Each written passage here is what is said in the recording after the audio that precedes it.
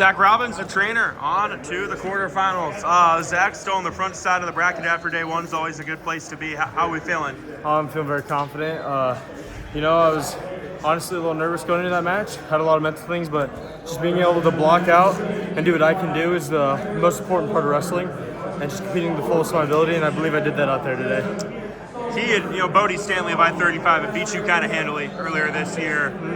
What did you learn maybe from that one? I think a lot of his shots were my bad shots. So knowing that if I was going to shoot and when I was going to shoot, it's got to be execution, execution, execution.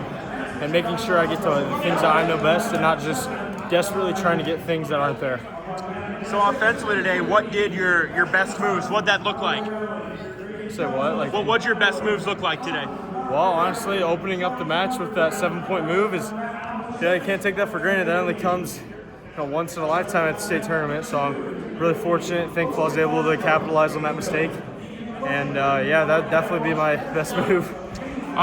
You're into your senior year. I mean, this is it for you. However, it ends this week. What does that mean? What are kind of the feelings as you navigate through the week? I don't know what the meaning is yet, just because for me, and it's the same way in football, it doesn't feel like I'm a senior yet.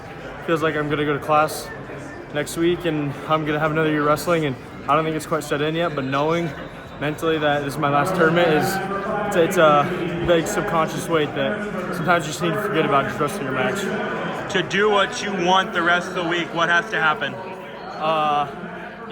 Practice, compete hard, eat healthy, stay on weight, and go out there and glorify God and just make sure you compete in the best of your capabilities. And that's what it means for me.